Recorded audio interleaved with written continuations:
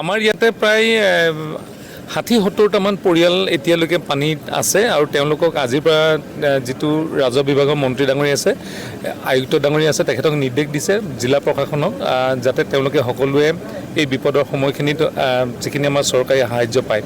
আমাৰ কথাটো হ'ল যে আমি ডাঙৰ বানপানী সৰু বানপানী বুলি নহয়, যিকোনো সময়ত আমি ৰাইজৰ কাষত থাকি ৰাইজৰ যাতে চৰকাৰখনে ৰাইজক সহায় কৰিব পাৰে তাৰ বাবে আমি আহিছোঁ। আৰু আমাৰ চট্ৰং নৈ যিখিনি আধাৰুৱা আৰু বাকীখিনি আছে এই গোটেইখিনি অহা সময়খিনিত আমি সমস্যাবিলাক সমাধান কৰি যাতে আমাৰ যিটো টাউনৰ যিটো ভাবুকিৰ সমস্যা এই সমস্যাবিলাক একেবাৰে পাৰ্মানেণ্টলি নাইকিয়া কৰোঁ। তালৈকেও আমি এতিয়া যাম। তাতো কৰিবলগীয়া যিখিনি আছে সেইখিনি আমাৰ বিভাগীয় কৰ্তৃপক্ষ আছে, আয়ুক্ত আছে, আমাৰ সকলোখিনি আহিছোঁ স্থানীয় বিধায়ক, আমি একেলগে পেকেজ দিব নেকি? পেকেজ বুলি নহয়, এইখিনি কাম কৰি দিয়াতে পেকেজ বুলি ক'লে পানী বুলি গহপুৰৰ পানী সমস্যাটো নাইকিয়া কৰাটোৱে পেকেজ। আমি পানী সমস্যাত যেতিয়া নাইকিয়া হ'ব সেইটোৱে পেকেজ হ'ব।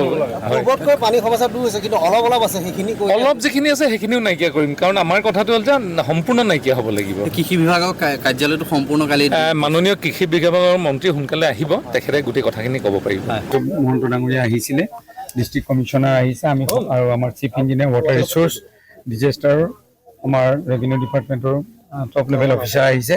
আজি গহপুৰৰ টাউনখন, ইয়াৰ পিছত আমি ব্ৰহ্মাজান নদী, তাৰপিছত কল্যাণীৰ এটা খহনি, তাৰপিছত ডুবিয়া নদী আৰু তাৰপিছতে আলুপাৰা ফৰেষ্ট ভিলেজত আমি পৰিভ্ৰমণ কৰিম।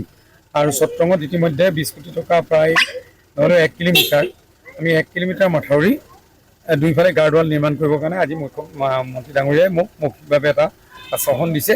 আৰু ইয়াতো যদি কুকুৰজানত মাটি এৰি দিয়ে ৰাইজে, মাটি এৰি নিদিলেতো মাথাউৰি বনাব নোৱাৰি, গতিকে টাউনৰ মাজত।